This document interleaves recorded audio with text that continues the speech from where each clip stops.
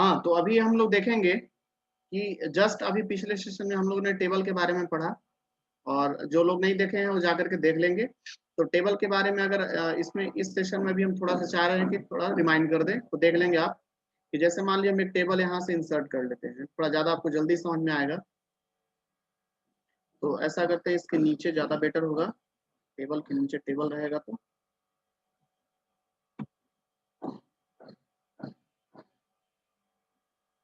यहाँ से ऐसे हम कुछ फॉर्मेट का ले लिए, मान लीजिए हम यहाँ पे ऐसे 2-4 कॉलम ले लिए, ठीक है। अब ये टेबल बन गया। तो यहाँ पे क्या है क्या नहीं है सारा चीज अभी समझ में आ जाएगा, टोटल चीज। तो मान लीजिए इसमें हम नाम दे दिए NAME, नेम नाम, ठीक है। दूसरा मान लीजिए दे दिए FATHERS, फादर्स नेम। और इस टेबल का नाम है एड्रेस, ठीक है, ये एड्रेस रखेगा सारा, मदर्स नेम, ठीक है। और ये रहेगा आपका क्या चीज, क्लास कर देते हैं, क्लास नहीं तो ये लोकेशन, एड्रेस, एड्रेस इसमें एड्रेस भर दिया, ठीक है।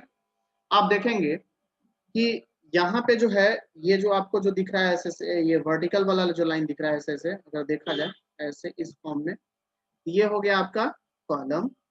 और अगर ऐसे हम लोग चले, ये जो ये सेल, ये जो बॉक्स दिख रहा है ऐसे रेक्टेंगुलर बॉक्स, सीधा सीधा ऐसे जाएंगे तो इस रास्ते से लेफ्ट टू राइट, ये हो गया आपका रो, ठीक है।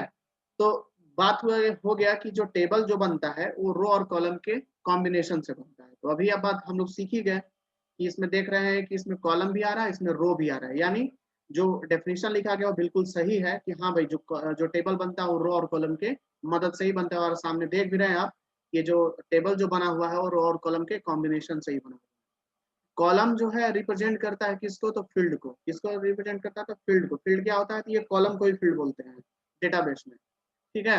Which contains the information of a particular type, ठीक है, जो करता क्या है कि एक ही तरह का इंफॉर्मेशन कंटेन्स करके रखता है। अब ऐसा क्यों बोला गया, तो देखिए आप, अब नेम है, तो नेम में तो इसमें सिर्फ और सिर्फ नाम ही ना लिखेंगे, इसमें फादर्स नेम लिखने लगेंगे, ये गलत हो जाएगा।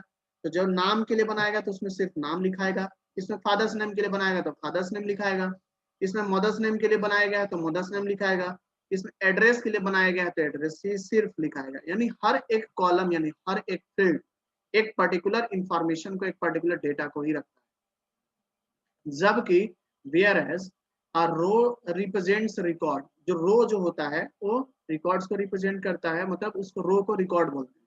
विच कंटेन्स इंफॉर्मेशन, जो करता क्या है, इंफॉर्मेशन को रखता है। किस तरह का भाई, information of the related field, मतलब जिस तरह का फील्ड होगा उस तरह का इंफॉर्मेशन ये रखता है। जैसे देखिए यहाँ नाम है, तो अगर मान लिया पहला इस यानी मान लो अगर मेरे पास इतना ही अगर टेबल का ये पार्ट्स होता, ये नाम है, तो नाम के अंदर में ये जो रो है यहाँ से यहाँ तक, ऐसे ही तो इसको सेल बोलते हैं, ठीक है। जो छोटा छोटा ये जो बॉक्स टाइप का आपको जो दिख रहा है, ये इसको सेल बोला जाता है।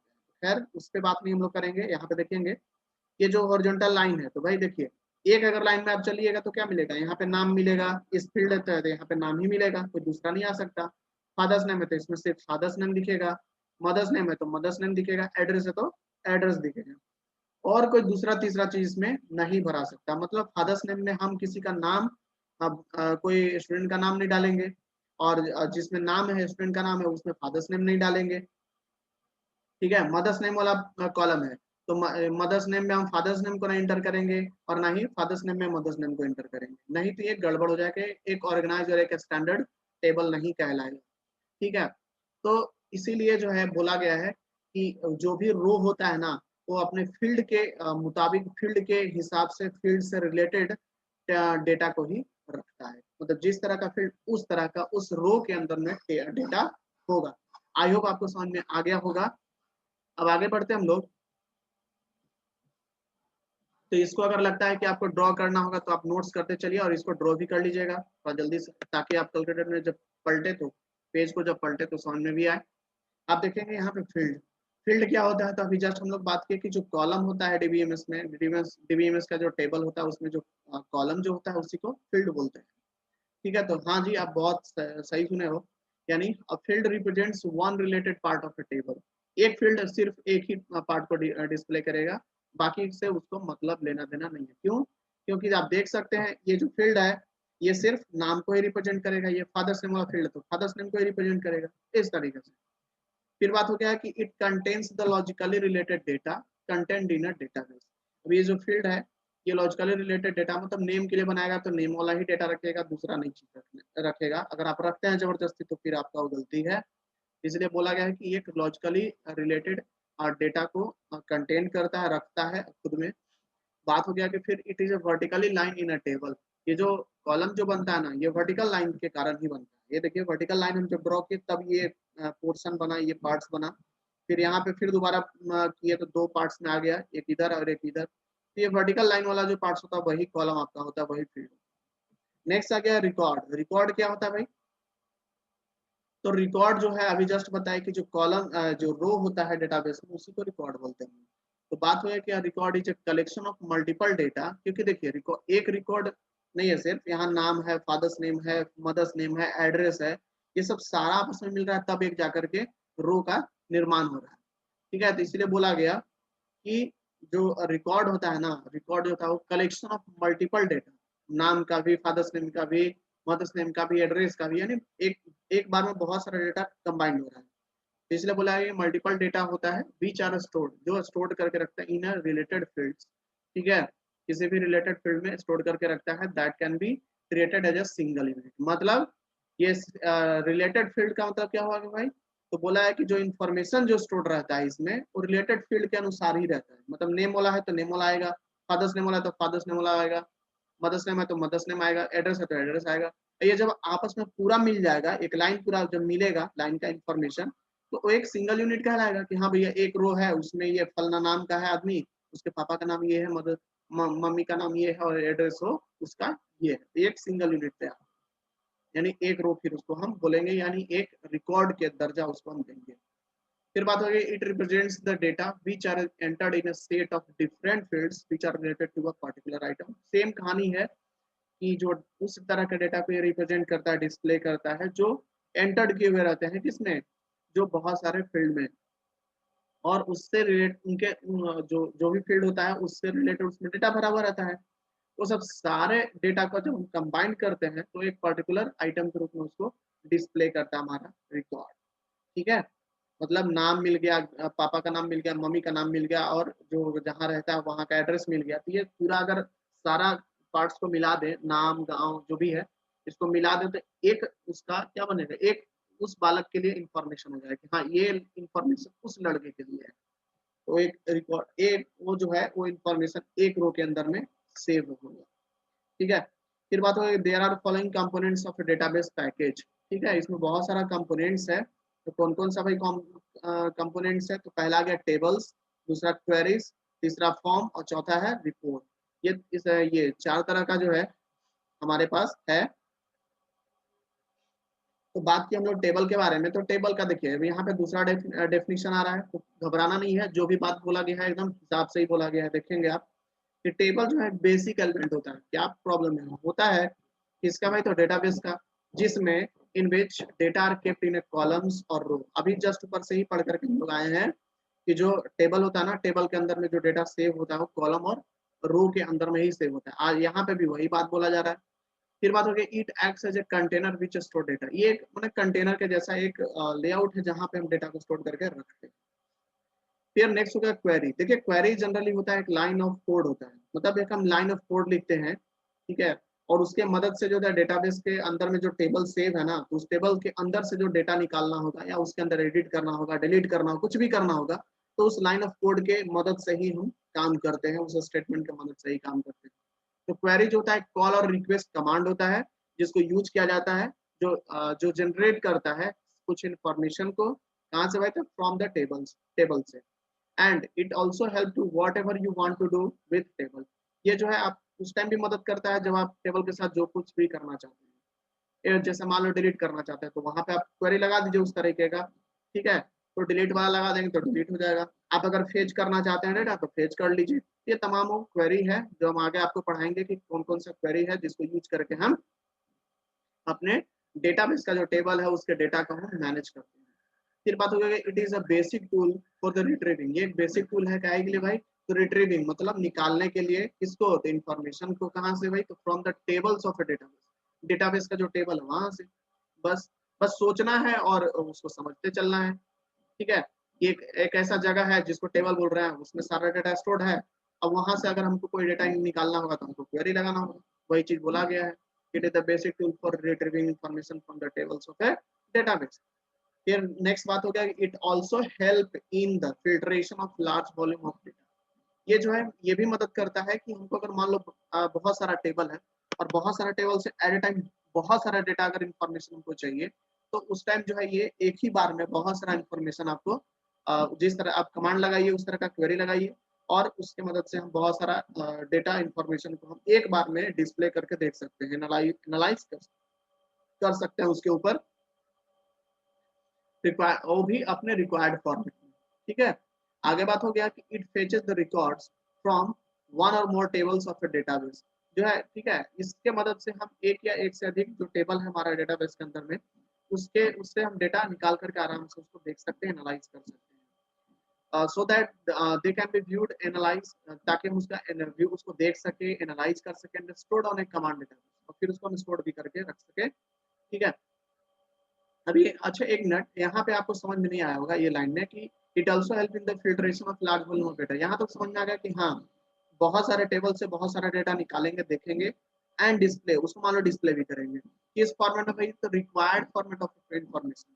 अब ये लाइन थोड़ा सा प्रॉब्लम क्रिएट करेगा, तो हम आपको समझाते हैं। यहाँ पे ये बताना चाह रहा है कि जैसे मान लीजिए टेबल है, तो टेबल के अंदर में मम्मी का भी नाम है, पापा का भी नाम है, आपका एड्रेस भी है, आपका क्लास भी मान लो सेव है उसमें, रोल नंबर है, आपने कितना फी दिया, ये सब सारा मान लो आपकी स्कूल जो जहाँ पे आप पढ़ते होंगे वहां पे जो है उसके स्कूल के डेटाबेस में ये सब सारा इन्फॉर्मेशन सेव होगा।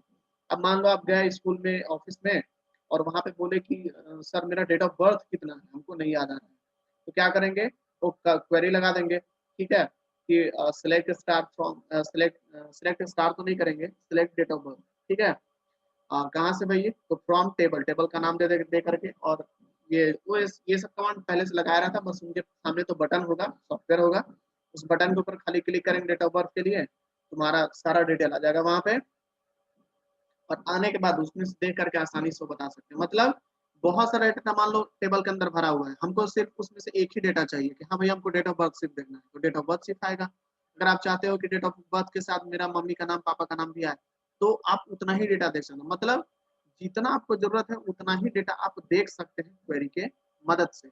ये ऐसा नहीं करेगा कि आप अगर दो इंफॉर्मेशन को देखने के लिए क्वेरी लगाते हैं तो सारा का सारा एक बार में डिस्प्ले कर देगा। ठीक है, तो इससे सिक्योरिटी जो है तो थोड़ा बढ़ता है, इसलिए काफी हेल्पफुल होता है। आगे थर्ड जो पॉइंट्स है ये तो आपको समझ में आ ही गया। थर्ड पॉइंट में बात करते हैं, it produces information according to specified need. वही बात होगा अभी जो ऊपर सीख करके हम लोग आए कि ये जो है किसी भी इंफॉर्मेशन को जो है डिस्प्ले करता है, प्रोड्यूस करता है, कैसे भाई, स्पेसिफाइड जैसा आपको जरूरत है उस फॉर्मेट में, उस जरूरत के हिसाब से। ठीक है, थर्ड हो गया फॉर्म। फॉर्म क्या होता है कि एक लेआउट है, मतलब एक स्ट्रक्चर है, एक जगह है बोल सकते हैं हम लोग, तो दैट प्रोवाइड्स, जो इंटरफेस देता है हमें, that provide the interface to view the data. किस लिए भाई, तो डेटा को देखने के लिए, और एंटर न्यू डेटा, ताकि हम नया डेटा भी भर सके उसमें, और टू मॉडिफाई, मॉडिफाई भी कर सके। और किसके भाई, किसको मॉडिफाई करेंगे, तो जो पहले से जो सेव है, यानी एग्जिस्टिंग डेटा रिकॉर्ड्स जो टेबल में पहले से सेव है उसको। ठीक है, जैसे कि समझो जैसे कि आप अभी एसएससी का, रेलवे का बहुत सारा फॉर्म आता है, बैंक का आता है, तो आप क्या करते हो, ऑनलाइन जो है आप फॉर्म भरते हैं, तो वो जो फॉर्म जो सामने आता है जिसमें आप भरते हो अपना नाम, गांव, ईमेल आईडी, सब कुछ वही फॉर्म है। ठीक है, उसी के मदद से डेटाबेस के अंदर में सारा काम जो है हम लोग करते हैं। ठीक है, उसके मदद से सेव सेव भी करते हैं, उसके मदद से एडिट भी करते हैं। ठीक है, ये सब सारा काम फॉर्म के मदद से ही होता है। फिर बात हो गया कि form can be saved separately, हम लोग फॉर्म को सेपरेटली सेव करके रख सकते हैं, and when needed it can be modified, और जब हमको जरूरत पड़ेगा उस टाइम हम उसको मॉडिफाई भी कर सकते हैं, डिलीट भी कर सकते हैं with in the respective table, किसी भी टेबल में आराम से। मतलब टेबल के अंदर जो डेटा होगा तो उसी फॉर्म की मदद से हम अपना आराम से उसको एडिट कर लेंगे, कोई दिक्कत नहीं है।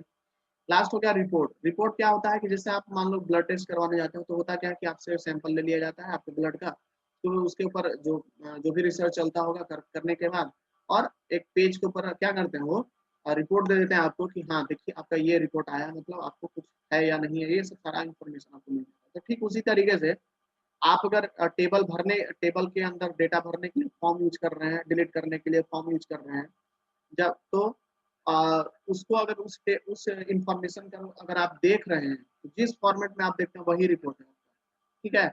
आप जो जैसे मान लो 10th बोर्ड का रिजल्ट आता है, तो रिजल्ट आता है तो उसमें आपसे मांगा जाता है रोल कोड, रोल नंबर, आप भरते हो और क्या होता है, वो जो इंफॉर्मेशन है जाता है अंदर में, आपके रोल कोड और उसके रोल कोड और रोल नंबर अंदर में जाता है डेटाबेस के अंदर में, और क्वेरी जो लगा रहता है क्वेरी के बेसिस को मैच करता है, कंपेयर करता है आपस में कि हाँ ये इस रोल कोड इस रोल नंबर वाला क्या बंदा कोई है इसमें मेरे डेटाबेस में, तो देखा कंप्यूटर के हाँ मिल गया, तो तुरंत क्या कर देता है, उससे रिलेटेड सारा इंफॉर्मेशन डिस्प्ले कर देता है कि ये लड़का यहाँ से पास आउट किया है, इस स्कूल में पढ़ा था, इतना इतना से इतना इसका सेशन था, इसका मार्क्स इसमें इसमें इतना आया, ये सब सारा डिटेल जो है तुरंत डिस्प्ले कर देता है और हम देख लेते हैं, ठीक है। तो वही जो इंफॉर्मेशन जो डिस्प्ले होता है सामने जिसको हम देखते हैं वही आपका रिपोर्ट्स होता है। तो बात हो गई it display the information in format as per the user. तो जी यूजर जो है जो यूज कर रहा है डेटाबेस को, जो वो या कोई भी यूजर है जो किसी कंपनी में काम कर रहा है तो उसको अपना इंफॉर्मेशन जिस फॉर्मेट में देखना हो उस फॉर्मेट में देख सकता है, ठीक है। और जो जो फॉर्मेट उसके सामने जो खुलेगा, जो इंफॉर्मेशन आप उसके सामने खुलेगा स्क्रीन पे, वही उसके लिए रिपोर्ट हो जाएगा। फिर बात हो गया it is use to view and print the information, इसको जो है देखने के लिए या फिर प्रिंट करने के लिए यूज किया जाता है क्योंकि ये रिपोर्ट है, फाइनल रिजल्ट होता है एक तरफ से बोल सकते हैं हम लोग। It can be present it can be present information, it can be it can be present information whose data can be from a single table, ठीक है। यहाँ पे रिप्रेजेंट थोड़ा सा होगा, ठीक है। ये रिप्रेजेंट करता है इंफॉर्मेशन को कहाँ से भाई, तो जो एक डेटा का सॉरी वो जो डेटा जिसका डेटा जो है एक टेबल या फिर बहुत सारे टेबल से बिलोंग करता हो, ठीक है, उसके सारे इंफॉर्मेशन को डिस्प्ले कर देता है। फिर बात है reports can be previewed on screen और ऑन पेज, मतलब हम जो इंफॉर्मेशन है उसको हम अपने स्क्रीन पे भी देख सकते हैं, उसको हम स्क्रीन पे भी देख सकते हैं और पेज पे भी निकाल के उसको हम एनालाइज कर सकते हैं, देख सकते हैं। तो थैंक यू सो मच, आज का जो सेशन हम लोग यहीं पे समाप्त करेंगे, आज का क्लास। तो आई होप आपको समझ में अच्छा खासा आ गया होगा, और नहीं भी आता है तो आप कमेंट करेंगे हमको हमारे चैनल पे। तब तक के लिए हम आपको थैंक यू देना चाहते हैं क्योंकि आप इतने देर से मेरे चैनल को देख रहे हो, आप इस वीडियो को देखे आप, थैंक यू सो मच। और जो भी प्रॉब्लम हो आप कमेंट्स करेंगे, हम आपके कमेंट्स के मुताबिक जो हम आपको जरूर रिस्पॉन्स करेंगे। Thank you so much.